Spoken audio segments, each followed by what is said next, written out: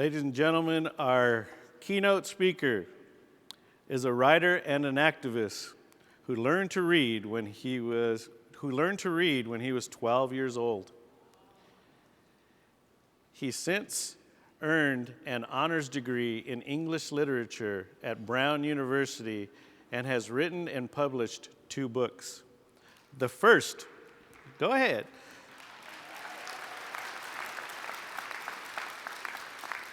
The first, Learning Outside the Lines, now in its 14th printing, hit bookshelves when he was 23 years old.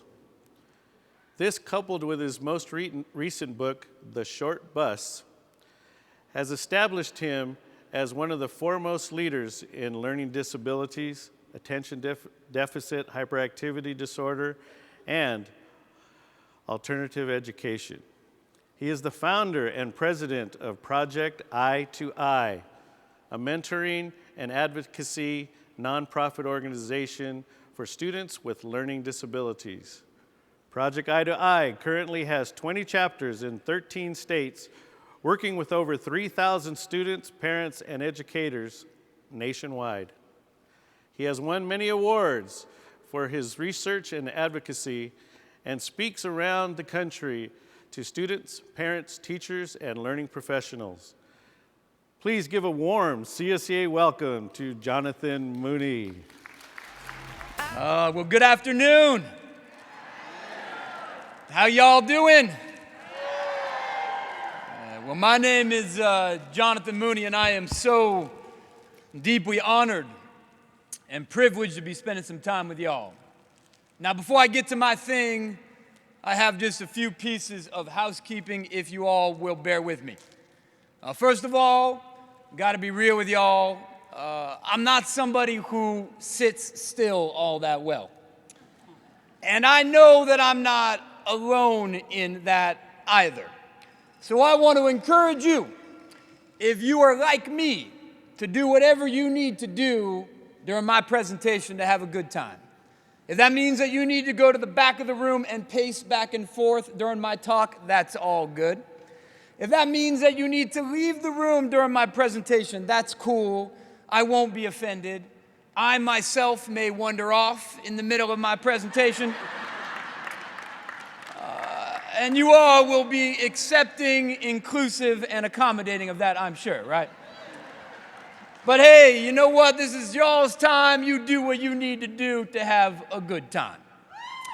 Second piece of housekeeping. Hey, let's give it up to the folks at this fine establishment. The folks serving the food, the people cleaning up after us. Let's give it up to them, okay?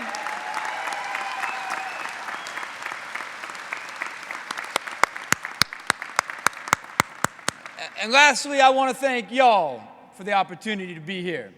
And I want to thank your leadership for the privilege of participating in your convention. Got to tell you something, my father was a long-standing union activist, organizer, and ultimately general counsel for the Oil, Chemical, and Atomic Workers Union. First job I ever had when I was 18 was working for the SEIU on a campaign that they ran called Justice for Janitors. So I can tell y'all something. I have been, and I always will be in. Y'all in? Yes. Because if we as a country have any hope of building a more perfect union, and if we have any hope of building a more equitable society, it's because of the union movement, because of the work that you all do every day. So I am so deeply honored and privileged to be here with you, and I thank you for the work and for the opportunity. Okay. But beyond my experience working with unions, I got to tell you the work that you all do every day is particularly personal to me. You know, I was a kid that had a hard time in school. I was the kid in elementary school who had such a hard time sitting still that I spent most of the day chilling out with the custodian in the hallway, right? I was the kid in middle school who had such a hard time keeping his mouth shut that I grew up with Shirley, the receptionist, in the principal's office, right? And in high school, I was a kid who had such a hard time with reading, and specifically a torturous time reading out loud, that I spent most of the day hiding in the bathroom to escape reading out loud with tears streaming down my face. As you all heard, I did not learn to read until I was 12 years old. Couldn't read until I was 12. Growing up, I had every label you could imagine. You know, I was called the dumb kid, I was called the bad kid, I was called the at-risk kid, and then eventually I became the special ed kid. I was diagnosed with a whole bunch of language-based learning disabilities in 3rd grade, diagnosed with ADD, which I think we all know stands for attention deficit hyperactivity disorder, in 4th grade, and I dropped out of school for a year in 6th grade. That year when I left school, I struggled with a number of mental health challenges. I struggled with anxiety, with depression, and I had a plan for suicide. So you can imagine, at that point in my life, I had all sorts of low expectations that surrounded me and negative messages that I got about my value as a human being every day. I was made to feel not that I was different, but that I was deficient. But I went and transcended those odds. And I went to live a life that I'm proud of today.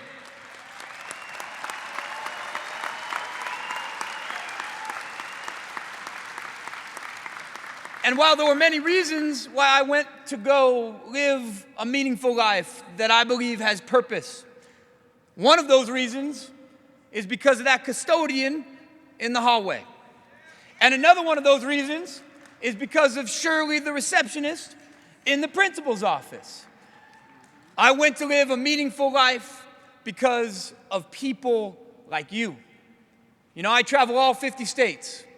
And everywhere I go, when I talk to young folks who feel disempowered and marginalized in school, and there are way too many in this country, for multiple reasons, it's always folks like you who they tell positive stories about. The bus driver that said hello to them in the morning, the custodian that valued them and saw them, the maintenance worker that kicked the ball because they love playing soccer. It's folks like you. So I want to reflect for a moment on what I've heard around the country, what makes a difference in the lives of young people, and the impact that you all can have in the core values that we should embrace, celebrate, and recommit to as we start the next school year. So when I think about my journey of change, there are 3 things folks like you help me feel or think differently about myself. 3 things. I want to share these with you. Ready? First and foremost, I have people in my life, like that custodian in the hallway, who helped me understand that I wasn't a problem. You know, that's the message that kids who don't fit in school get. They get the message that they are a problem. And that is devastating to a young person's sense of self, to a young person's sense of their future and their capacities. And it leads to a self-fulfilling prophecy. Because I was told I was bad so much, by the time I got into 8th grade, you know what I said to myself? I said, well, hey, if I'm the bad kid, I'm going to be the best bad kid you've ever seen, right? So we got to break that cycle by helping young folks understand that they're not the problem. The problem is the way that a narrow definition of learning treats them. You know, my life is a good example of that, right?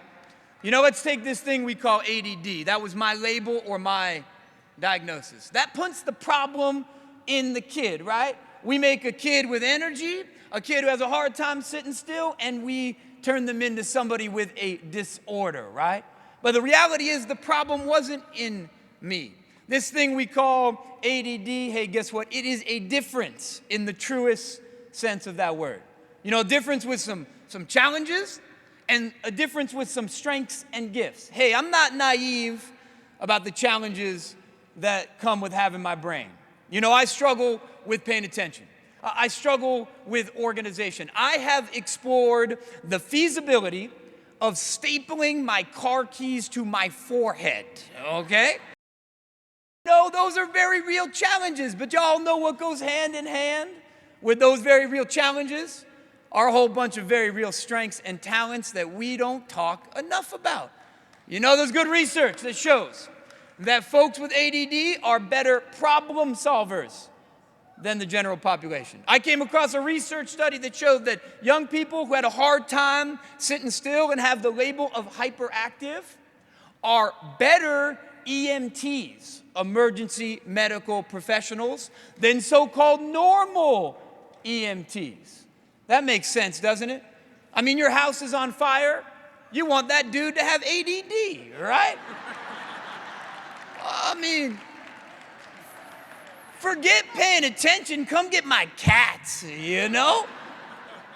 So, hey, it's a difference, right? There's good things about it, there's bad things about it, but it was not my problem. My problem was not being hyperactive or ADD. My problem was the school desk. How in God's name could a school desk be a child's problem? Well, let me immerse you into my relationship with the school desk, and it is a fraught relationship, right? You know, for some students, the school desk is a benign piece of school furniture. For me, the school desk might as well be a form of enhanced interrogation that would make Dick Cheney proud, all right? This is my experience at the school desk, right? First grade, 12th grade, college, today, don't matter. I see that desk, and before I sit in it, my hands start to sweat. My face gets all red. Because I know after 10 seconds at that desk, the foot's gonna start bouncing. 15 seconds at the desk, both feet start bouncing. 15 seconds at the desk, oh, I'm gonna bust out the drums, right? 15 minutes at the desk, it is all over. I'm the kid trying to take his leg and put it behind his neck, all right? And that young person is shamed. Because guess what? We got a set of school norms that educators have been indoctrinated into by their education that says that the good kid is the compliant kid. And if you ain't the kid that raised your hand and you're not the kid that sits still, something is wrong with you. You know, I got that message at home. I grew up in a good old school Irish Catholic household. So every night at the dinner table with my pops, it was, Jonathan, stop it, stop it, stop it. What is wrong with you? And I got that message in some of my classrooms. Not all of my classrooms, don't get me wrong, but some of them. I'll never forget, I had a teacher in second grade named Mrs. C. I've had many, many gifted, brilliant teachers in my life who I will celebrate with you today. Mrs. C is not one of those, okay? My foot would be bouncing. She would stop class. She would point at me. All the kids would look at me like there was a spotlight on me. And she would say at the top of her lungs, Jonathan, what's your problem, right? I was turned in to a problem, made to feel like I was a problem. The problem was put in me. And I'm not alone in that. I hear from children all around this country, because they move to learn, because they have a hard time sitting still, they're told that they are the crazy or bad kid and made to feel that way in front of their peers. Let me give you one of the best examples of that I've seen. I spent a lot of time talking to young folks. So back in the day, I was giving a talk in Green Bay, Wisconsin to third graders. I walked into this one third grade classroom, and from the front of the room, in the back of the room, I could see a set of boxes made out of bookshelves about 3 feet tall. So the teacher had taken the bookshelves and made a box this big. And in one of those boxes, I could see a head bouncing up and down. It was one of the third graders in the box jumping. Now, that's not a sight you see every day, right? So I turned to the teacher, and with all due respect, I said, hey, man, what's up with the box, right? What's going on? The guy looked at me with a straight face, not a hint of irony. He said, Jonathan, that's Jack. I said, you have a Jack in the box? Are you kidding me? They put poor little Jack in the back of the room in a box. Hey, I don't got to belabor this point. Hey, guess what? ADD, hyperactivity, whatever y'all want to call it, is not Jack's problem. The box is Jack's problem, right? A narrow definition of what constitutes the good student. That's the problem. And the same is true with my so-called learning disabilities, right? You know, a lot of people come to my store and they say, hey man, it must really suck to be dyslexic and have a hard time reading and writing and all that stuff. And you know what? It doesn't. I'm not naive about the challenge. You know, I struggle with spelling to this day. Y'all looking at somebody who spells like a third grade level. I struggle with reading. I read in the 12th percentile. That means that I read like somebody in 4th grade. You know, I struggle with writing to this day, even though I write books. I confuse words that look alike. Who and how look the same to me. You know, when I went to college, I thought that the university I attended offered a course in orgasmic chemistry, okay? Imagine how disappointed I was on the first day of that class. So hey, you know what? Like there's challenges. I got that. I don't got the reading brain, but that ain't the end of the world because you know what? A lot of folks who struggle with reading and writing, they got other things they're good at. They're good at creating. They're good at talking. They're often more personable. They're strengths that come hand in hand with the challenges. So dyslexia was not my disability. A lot of people come to my story and they say, hey, Jonathan, you overcame dyslexia. Nuh-uh. I did not overcome dyslexia. If I overcame anything, it was dysteachia. That's what I overcame, right? I overcame being made to feel stupid. That's what I overcame. And I'll tell y'all something. We got a national tragedy on our hands right now of young folks leaving school and feeling dumb. And that tragedy has an origin. It doesn't just come out of nowhere, and its origin is a narrow definition of what constitutes intelligence that leaves most young people and most human beings out. You know, if we're honest, we confuse being smart with being good at school, right? You know, we think the smart folks are the people good at school and the good at school folks are smart folks, but the reality is that ain't true. Don't know about y'all, but some of the smartest people I have ever met in my life, they did not do well in school. They couldn't read or write well, but they could rebuild the car engine from scratch. And that person is just as intelligent as the person with a 4.0. And the flip side is true. Don't know about you, but some of the stupidest people I've ever met in my life have had PhDs, right? Can't get to the supermarket, you know?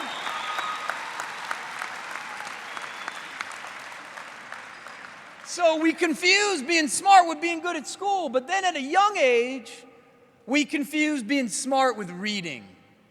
You know, the smart kid reads early, the smart kid reads fast, and if you don't got the reading brain, you find yourself, like I did, in the dumb group.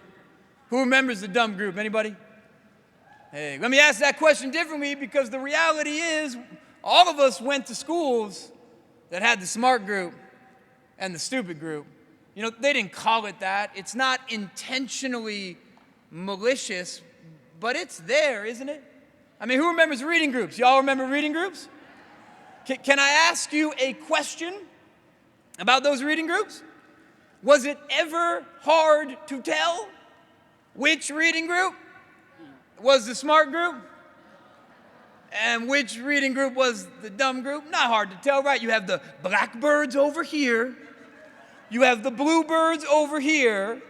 And then over in the annexed trailer building, right? You got the sparrows, you know? Come on now. They ain't fooling anybody, are they? Let me put it this way. When I was growing up, everybody knew that my group was the dumb group because my group was a bird that did not fly, okay? It was an ostrich and it ran quickly, you know? And I was chilling out with C-Spot Run, and everybody knew that the condors were the smart group because the condors were reading War and Peace, okay? And the worst thing about it is, hey, I knew I was in the dumb group. I could deal with that. But the worst thing about it was, who else knew I was in the dumb group? Everybody else knew I was in the dumb group. Some of the worst memories of my childhood are going over to the other side of the room to pick up C-Spot Run. And let's be honest, C-Spot Run, not a bad book, right? Nice narrative structure, nice moral tale, but you don't want to be caught dead with Spot when you are 16 years old now, do you?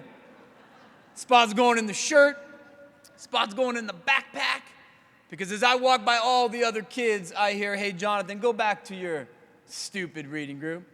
Go back to your dumb reading group, but go back to your retarded reading group. You know, dyslexia is a difference. Feeling stupid and being seen by the whole community as the dumb kid is a disability that holds folks back for the rest of their life. And you all have an opportunity to redefine where we put the problem. The problem isn't in the kid. The problem's in the interaction between a kid with differences, like all human beings have differences, and a school environment that was built for one type of brain at the expense of all the other types of brains. You all can give a kid a different message. You know, I remember sitting with Shirley when I was sent to the principal's office for not sitting still. I remember hanging with her when I got caught hiding in the bathroom to escape reading out loud. And I'll tell you this about Shirley. She never made me feel bad because I couldn't sit still. She never made me feel stupid because I couldn't spell. She was one of the only people for many years in my life who helped me understand that different isn't deficient. There's multiple ways to be an intelligent and valuable human being, and if it wasn't for Shirley on those days, I wouldn't be here right now. She redefined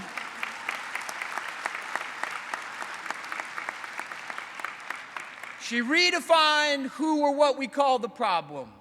She told me that I was a round peg that didn't fit the square hole. And she loved me and cared for me, not for how I should be, but for how I was. And that made all the difference in my life. Now, it's not the only thing, though. Remember I told you all there were 3 things I wanted to tell you that I've heard that folks like you do to make a difference in the lives of young people. That was the first. Help people understand they're not a problem. They're not deficient. They're not broken. The second thing is embodied by my mom. I want to tell you all about my mom real quick, okay? Because I wouldn't be here if it wasn't for Colleen Mooney. Let me give you a mental image of my mom so you can see her in your mind, right? A lot of folks underestimated my mom for a whole bunch of different reasons. You know, my mom was underestimated in her life. She was dismissed in her own journey as a human being for a bunch of reasons. Number one, not a tall woman, you know. On a good day, in high heels, my mom, she is 4'11", right? Little Irish bulldog, you know. That's my mom, right? So a lot of people kind of looked down on her, you know. Never really saw her. My mom was dismissed as well because of her socio-economic background. You know, my grandparents, her parents, Irish immigrants, right off the boat working coal mines in Montana, and then they moved to San Francisco to clean rich folks' homes. That's my mom's world, where my mom grew up. You know, my mom struggled in school like I did, but she didn't have the benefit of any support or a Shirley in her life. So my mom left school, never went to college. My mom had my brother when she was 16, my sister when she was 17 and a half, and my other sister when she was 19. Found herself a single mom on public assistance, so people looked down on her for that. And lastly, when my mom became involved in my journey, people dismissed my mom because she had this very funny voice. My mom has a very high-pitched, squeaky voice like Minnie Mouse, right? My mom totally sounds like Minnie Mouse. So people dismissed her. She wasn't tall, she wasn't wealthy, she wasn't educated. She sounded like Minnie Mouse, but people dismissed my mom at their own peril, okay? Because my mom, she cursed like a truck driver, right? Let me ask y'all a question. If you were a principal or a teacher doing wrong by her son, did you want cursing Mickey Mouse in your office, right? The answer to that question, if you are at all confused, is no, okay? But guess where my mom was? Every single day when things were going wrong for her son. Oh, she was in that office, right? How did we know she was in that office? Because every dog in the neighborhood was running away, right? Glass was shattering. Only bats could hear her high-pitched obscenities, right? You know, my mom understood that I didn't need somebody in my life to fix me. I needed somebody in my life to fight for and with me. And that's very different. And y'all can be that person. I needed somebody in my life to fight for my right to have an education and a sense of self that wasn't just about what was wrong with me. Y'all know those kids that get those labels. Those kids that are called at risk. Those kids that are called special education learners. Those kids that are called the stupid, crazy, lazy kids in the staff room. All anybody ever talks about is what's wrong with those kids. But the problem is, when all we do is talk about what's wrong with another human being, we lose sight of what is right with that human being. And when all we do is organize an educational experience to fix a kid's problem, that child ends up feeling broken. And no human being ever lives a good life feeling broken. And you all have a unique opportunity, given the fact that you're not constrained by the constraints of the classroom teacher. You have an opportunity to flip that script, to be relentlessly focused and committed to finding the good and what is right with every single child that you encounter. The moment they walk on that bus, the moment they walk on that campus, the moment they're served food, you have an opportunity to see the good in them. And that opportunity can change somebody's life. You know, I wouldn't be here if it wasn't for this guy named Mr. R. I'll tell you about Mr. R real quick. Met Mr. R when I was in 3rd grade. He was one of those people that had a ferocious commitment to finding the good in the human beings that he encountered. And not only was he going to find it, but he was going to pull it out and he's going to help you. So when I met Mr. R, he would always ask me, you know, after school, during school, what are you good at, Jonathan? And you know, I was the kid in special ed with that IEP, you know? And all I ever heard about in special ed wasn't what I was good at, but what I was bad at. So he'd ask me what I was good at, and I'd say, nothing. I'm not good at anything, Mr. R. And then one day he came to me. It was after school. We were on the playground. And he said, hey, Jonathan, I've been watching you. And I think, I know that you are really good at telling stories. You are so good at telling stories that you could be a writer. No one's ever said that to me before. I was 9 years old. A writer? I looked at him and said, "Are you out of your goddamn mind, Mr. R? I can't spell to save my life." Mr. R looked right at me and he said, "Jonathan, screw spelling. Screw spelling, yeah!" For the first time, somebody told me to forget what I can't do and focus on what I can do. And that changed my life.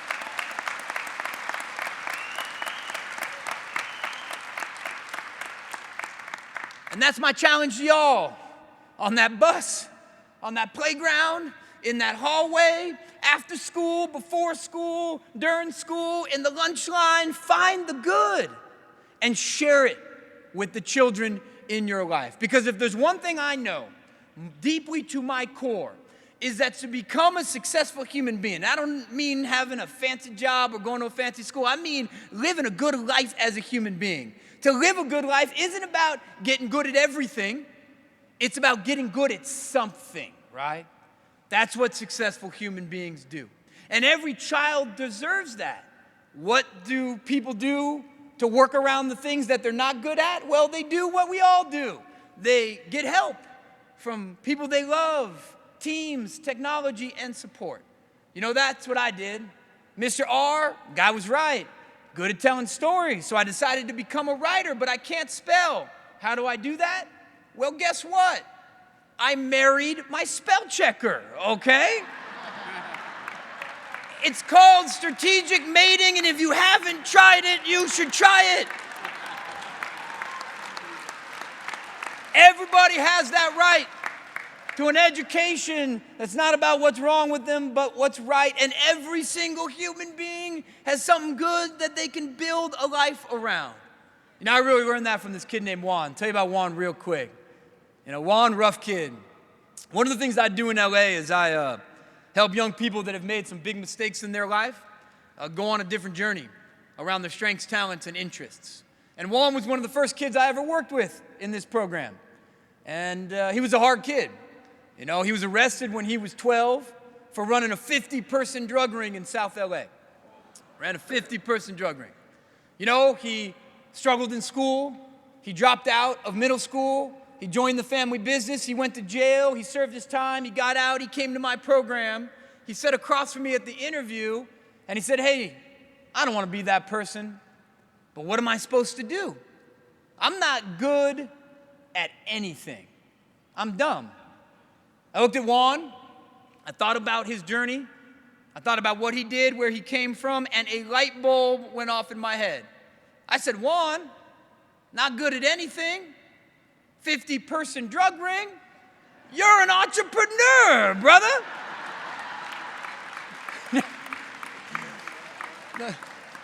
Now I was honest with Juan. I said, "Hey man, we got to get you a different product, you know?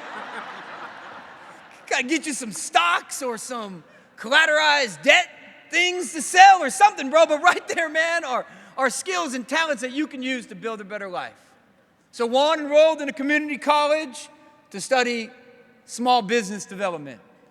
Juan also enrolled in graphic design courses because he was a gifted artist misapplying his creativity onto the side of your building, right? And then he merged the two, and he created a small business that helped advertisers engage urban millennial youth, and Juan became the first in his family to go to college and graduate, and he became the first in his family to earn a legitimate living wage.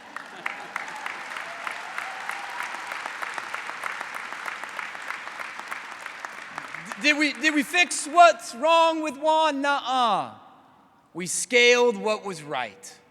And you all have the potential, the opportunity, more than most people in the school ecosystem, to be ambassadors to the good, to engage with children and young people every day through the lens, not of what's wrong with them, but what's right with them. And that puts them, like Juan, on a different path. Now I want to conclude. And in conclusion, I want to come back to the heart and soul of this work. In the abstract, this work at scale is fundamentally about the power of people to change the trajectory of other human beings' lives. And you know, we're off the rails as a country when it comes to what we invest in. You know, I was in the state of Arizona, where they're firing real people in schools and hiring technology. You know, we are off the rails when it comes to our priorities in our academic environments, where teaching to the test has turned a human being into a test score, where we see kids through the lens of them being buckets to be filled up with content that they don't care about. We're off the rails. And we got to get back what matters most. And that's the connection and the relationship between children and people in school environments. That's what matters the most.